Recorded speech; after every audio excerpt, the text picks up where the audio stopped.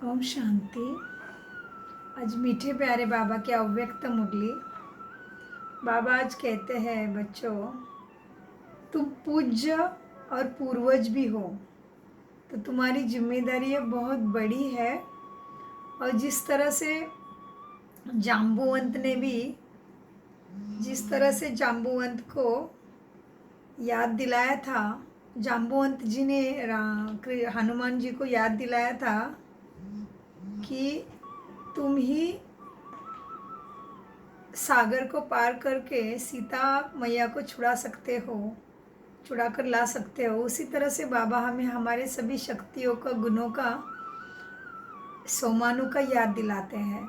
जिस तरह से घरों में भी जब बड़े बच्चे को बड़े होता है तो उसको बताया जाता है कि घर में सभी को संभालना, सभी की आवश्यकताओं को देखना तुम्हारी जिम्मेदारी है। फिर बाबा ने आज बहुत तरीके से धारणा सोमान दिए हैं, सब कुछ याद दिलाया है। बाबा कहते बच्चे तुम वृक्ष, मनुष्य सृष्टि के वृक्ष के तने में भी हो, जड़ा में भी हो और टॉप पे भी हो। और फिर तुम्हारे जैसा धर्म पिताओं को भी नहीं सम्मान मिलता। तुम्हारे जिस तरह से बाबा कहते पूजा कीर्तन होता है, आरतियाँ होती है, वैसे किसी भी धर्म आत्मा की भी नहीं होती है। तो तुम कितने पूज्य और पूजनीय हो। तो बाबा ने आज हमें बहुत सारी जिम्मेदारियां भी याद दिलाई है। बाबा कहते हैं बच्चे जड़ों का ही कर्तव्य है कि हर पत्ते को जल मिले। और सब भी कितने अशांत है बाबा कहते हैं, तो तुम्हें अपने ड्यूटी हमेशा याद रहनी चाहिए कि हर बाबा का बच्चा वो शांति को पाए। फिर बाबा ने बहुत सारी बातें बताई कि क्या अपना सेंटर के लिए केवल सेवाधारी नहीं होना, क्या गृहस्थी वाले रहने वालों को बाबा ने बोला कि प्रवृत्ति में रहने वाले केवल प्रवृत्ति की सेवा करते रहेंगे क्या विश्व की भी करेंगे। फिर सेंटर वालों के लिए भी बोला बाबा ने कि केवल सेंटर की ही सेवा करोगे, क्या सेंटर की ही सेवा करते हो, क्या सर्व की सेवा करोगे। तो बाबा ने बहुत सारी बातें, बहुत सुंदर मुरली। तो अव्यक्त स्वरूप से अव्यक्त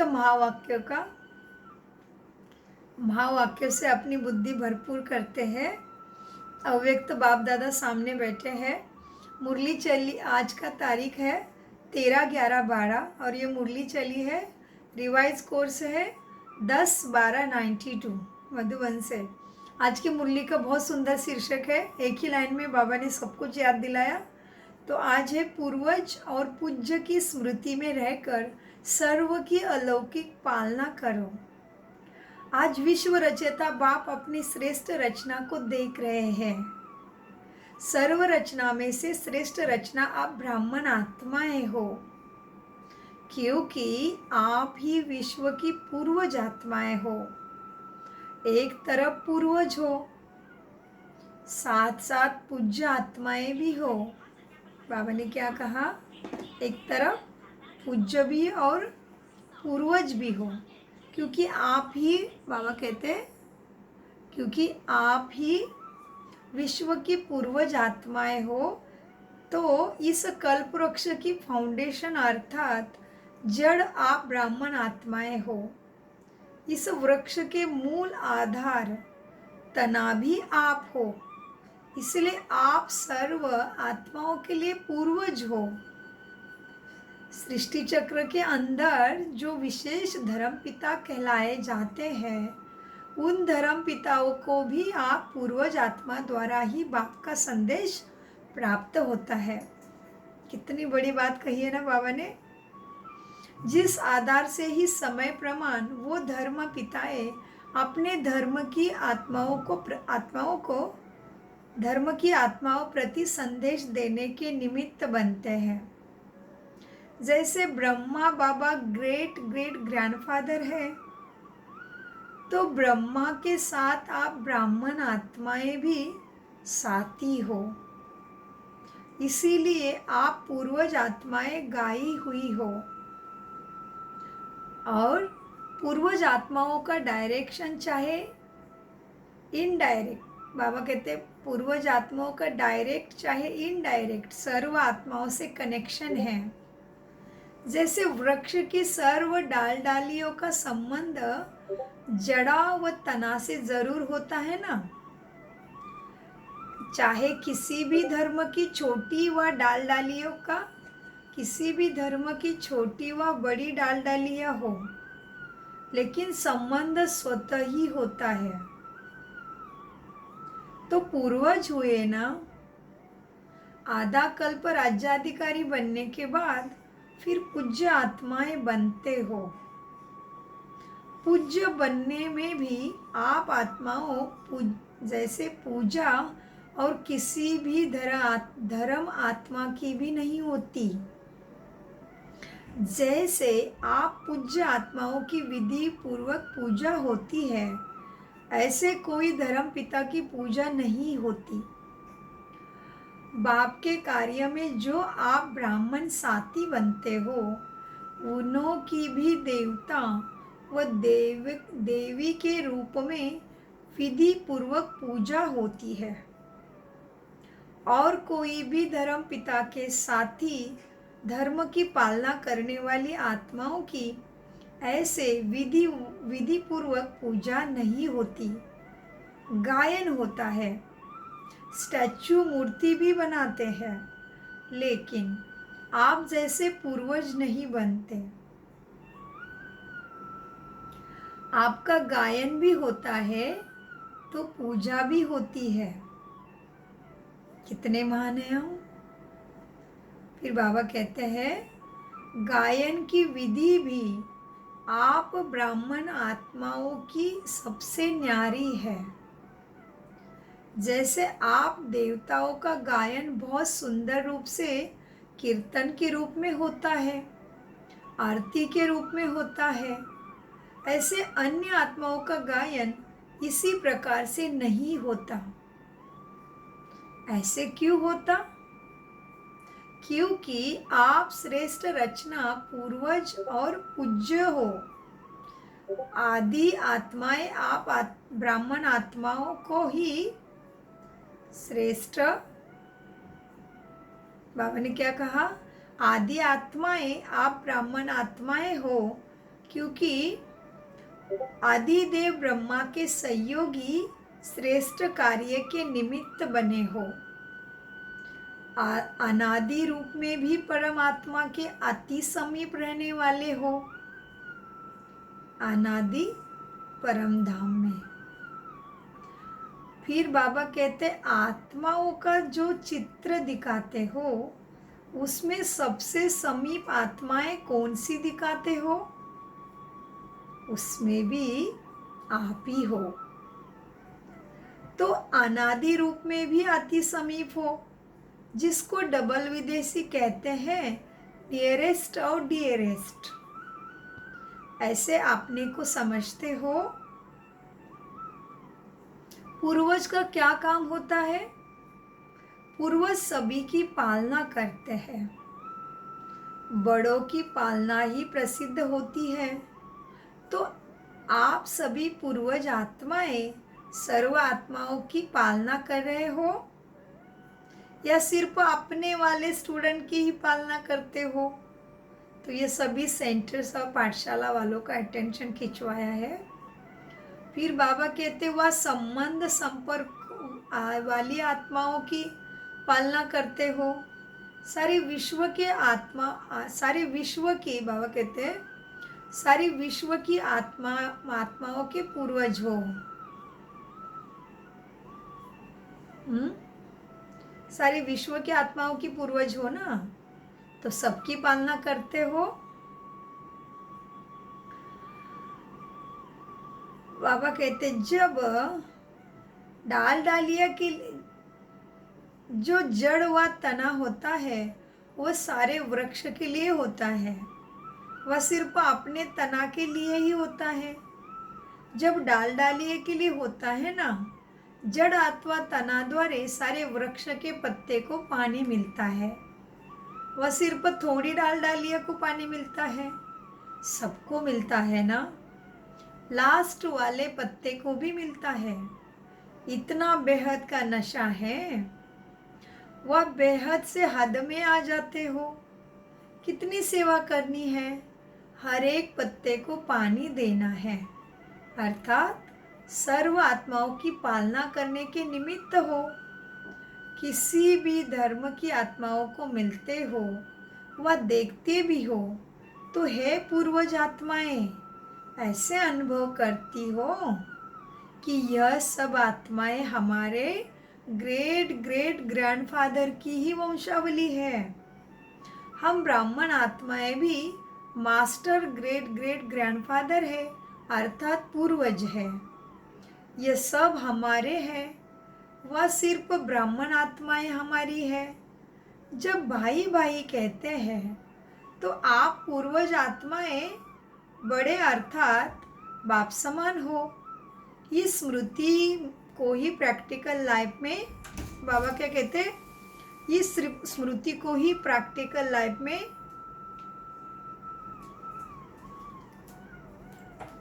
मीठे बाबा कहते हैं, बच्चों इसी स्मृति को भी तुम्हें प्रैक्टिकल लाइफ में लाना है। तो आपने अपनी चेकिंग करना है कि अभी हम कहाँ तक पहुँच गए हैं। उसके बाद मीठे बाबा कहते हैं, बच्चों देखो अब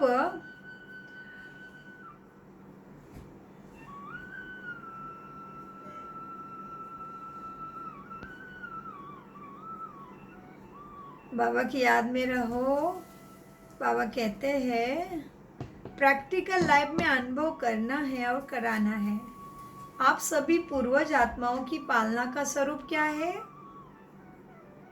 लौकिक जीवन में भी पालना का आधार क्या होता है? पालना करना अर्थात बाबा कहते पालना करना अर्थात क्या?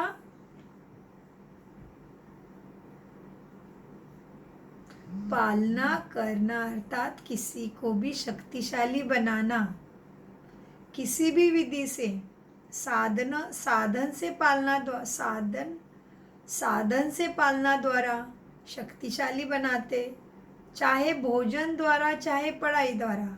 लेकिन पालना का प्रत्यक्ष स्वरूप आत्मा में बाबा क्या कहते हैं? पालना का प्रत्यक्ष स्वरूप आत्मा में क्या होगा? शक्ति भरेगा। और फिर बाबा ने कहा हाँ देखो बच्चों, अब किसी भी विधि से चाहे भोजन द्वारा चाहे पढ़ाई द्वारा, लेकिन पालना का प्रत्यक्ष स्वरूप आत्मा में शक्ति, शरीर में भी शक्ति आती है ना। तो पालना का प्रत्यक्ष स्वरूप हुआ शक्तिशाली सबको बनाना। आप पूर्वज आत्माओं के पालना की विधि क्या है? अलौकिक पालना का स्वरूप है स्वयं में बाप द्वारा प्राप्त हुई सर्व शक्तियाँ अन्य आत्माओं में भरना। जिस आत्माओं को जिस शक्ति की आवश्यकता है उसी की उस समय उस शक्ति द्वारा पालना करना। ऐसे पालना करनी आती है? पूर्वज तो हो ना, सभी पूर्वज आत्मा हो कि छोटे हो, सभी पूर्वज है या कोई कोई विशेष आत्माएं हैं। तो पूर्वजों को पालना करनी आती है ना। सिर्फ सेंटर की पालना करते हो या सारे विश्व के आत्माओं की पालना करते हो?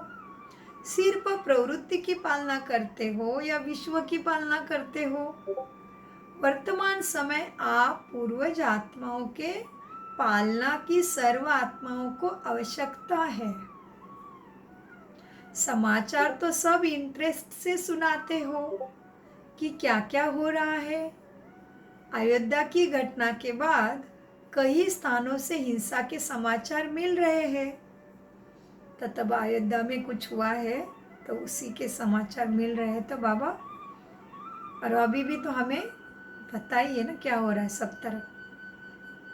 अभी ये मुरली 92 की और हम अभी आज 2002 में सुन रहे हैं, तो हम अनुभव कर रहे हैं ना। कि हमारे शांत शक्तिशाली वाइब्रेशंस की सबको कितनी आवश्यकता है। तो बाबा कहते हैं बच्चों, अब समाचार तो बहुत मिल रहे हैं, लेकिन पूर्वज आत्माओं ने समाचार सुनने के बाद सर्व की पालना की।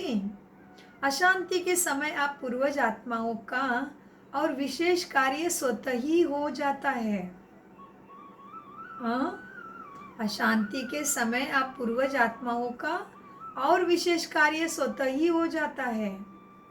तो है पूर्वज, बाबा कहते जब अशांति है तुम्हारा कार्य बहुत विशेष है, अगर तुम शक्तिशाली सकाश देते हो तो। और फिर अपनी पालना की सेवा में लग जाओ। जैसे अशांति के समय विशेष पुलिस व मिलिट्री समझते हैं कि यह हमारा कार्य है अशांति को शांत करना, ऑर्डर द्वारा पहुंच जाते हैं और ऐसे टाइम पर विशेष अटेंशन से अपनी सेवा के लिए अलर्ट हो जाते हैं। आप सबने हलचल का समाचार तो सुना, लेकिन सेवा में अलर्ट हुए, वह सुनने का भी आनंद लिया। अपना पूर्वजपन स्मृति में आया। सभी आत्माओं की शांति की शक्ति से पालना की, या यही सोचते रहे यहाँ यह हुआ वहाँ यह हुआ। विशेष आत्माओं की ऐसी क्या कहते बाबा, विशेष आत्माओं की ऐसे समय पर सेवा की अति आवश्यकता है। अपने वृत्ति द्वारा मनसा शक्ति द्वारा विशेष सेवा की, वह जैसे विधि पूर्वक याद में रहते हो, सेवा करते हो, उसी रीति ही की। जैसे कि कभी कभी प्लान भी बनाते हैं ना भट्टी में याद रहने का, और फिर कभी कभी वो 1 महीने में तीसरा रविवार भी आता है, तो वो तो प्लान मिला हुआ है पूरे विश्व भर में तीसरे संडे, थर्ड संडे विश्व सकाश का लिए विशेष योग करते हैं ना हम सभी।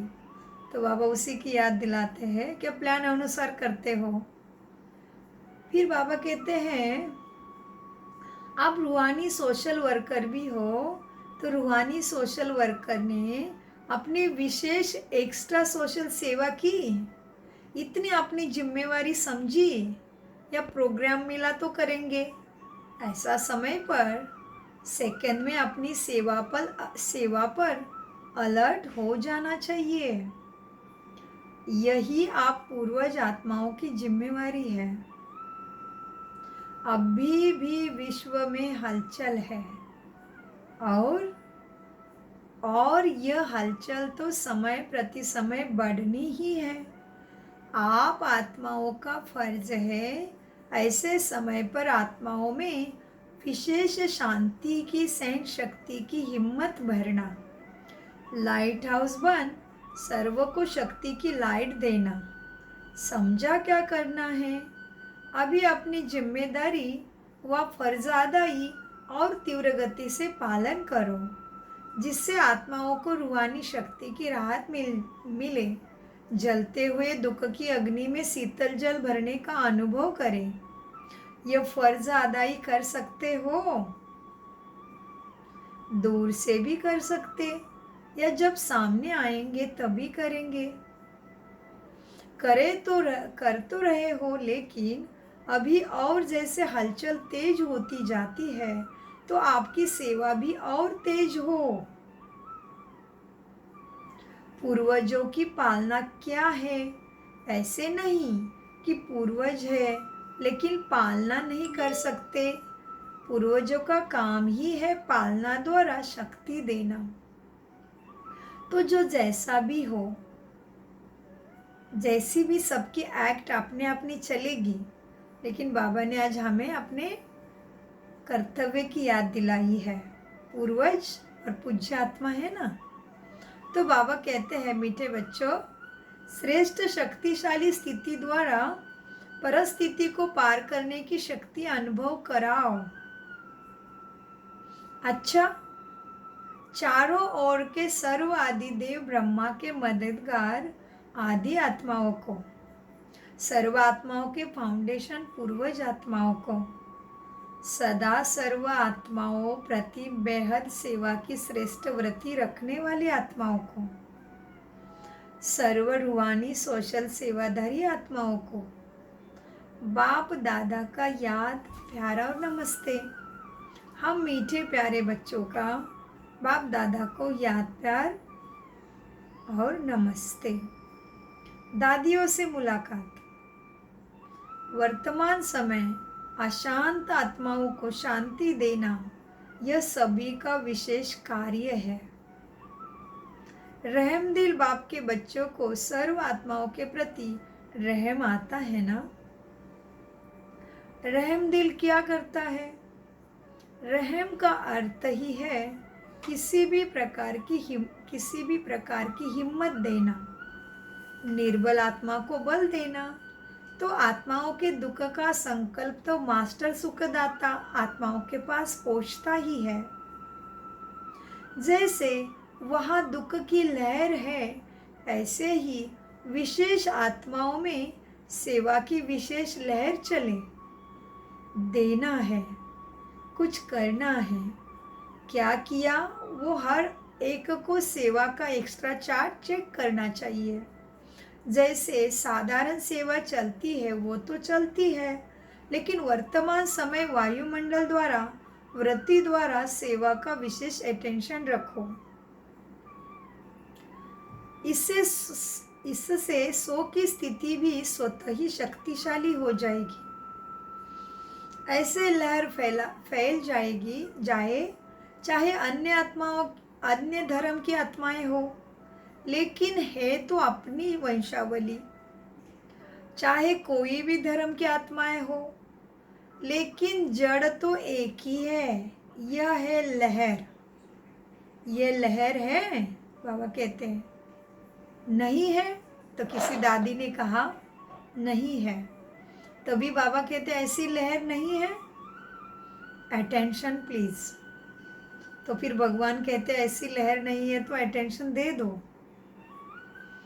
अव्यक्त बाप दादा की पर्सनल मुलाकात। व्यर्थ के प्रभाव में आने वाले नहीं, अपना श्रेष्ठ प्रभाव डालने वाले बनो।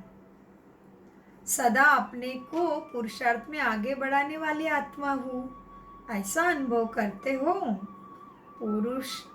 पुरुषार्थ में कभी कभी ठहरती कला, कभी उतरती कला, ऐसे नहीं होना चाहिए। बाबा कहते कभी बहुत अच्छा, कभी थोड़ा अच्छा, ऐसा भी नहीं हो।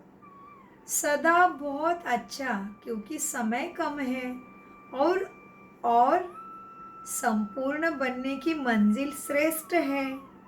तो अपने भी पुरुषार्थ की गति तीव्र करनी पड़े। पुरुषार्थ के तीव्र गति की निशानी है कि वह सदा डबल लाइट होगा, किसी भी प्रकार का बोझ नहीं अनुभव करेगा। चाहे प्रकृति द्वारा कोई परिस्थिति आए, चाहे व्यक्ति द्वारा कोई परिस्थिति आए, लेकिन हर परिस्थिति स्वस्थिति के आगे कुछ भी अनुभव नहीं होगी। स्वस्थिति की शक्ति परिस्थिति से बहुत ऊंची है। स्वस्थिति की स्थिति परिस्थिति से बहुत ऊंची है। क्यों? यह स्व है और वह पर है। अपनी शक्ति भूल जाते हो तभी ही परिस्थिति बड़ी लगती है। सदा डबल लाइट का अर्थ ही है कि लाइट अर्थात ऊंच रहने वाले। हल्का सदा ऊंचा जाता है, बोझ वाला सदा नीचे जाता है। आधा कल्प तो नीचे ही आते रहे ना, लेकिन अभी समय है ऊंच जाने का। तो क्या करना है?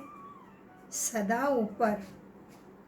शरीर में भी देखो तो आत्मा का निवास स्थान ऊपर है, ऊंचा है ना, पाँव में तो नहीं है ना। जैसे शरीर में आत्मा का स्थान ऊंचा है, ऐसे स्थिति भी सदा ऊंचा रहे। ब्राह्मण की निशानी भी ऊंची चोटी दिखाते हैं ना। चोटी का अर्थ है ऊंचा। तो स्थूल निशानी इसीलिए दिखाई है कि स्थिति ऊंची है।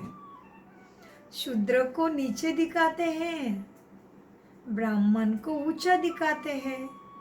तो ब्राह्मणों का स्थान और स्थिति दोनों ऊंची। अगर स्थान की याद होगी तो स्थिति स्वतः ही ऊंची हो जाएगी। ब्राह्मणों की दृष्टि भी सदा ऊपर रहती है, क्योंकि आत्मा आत्मा को देखती है। आत्मा ऊपर है तो दृष्टि भी ऊपर जाएगी। कभी भी किसी से मिलते हो या बात करते हो तो आत्मा को देखकर बात करते हो, तो आत्मा से बात करते हो ना। आपकी दृष्टि आत्मा की तरफ जाती है। आत्मा मस्तक में है ना, तो ऊंची स्थिति में स्थित रहना सहज है। जब ऐसी स्थिति हो जाती है तो नीचे की बातें नीचे के वायुमंडल से सदा ही दूर रहेंगे, उसके प्रभाव में नहीं आएंगे।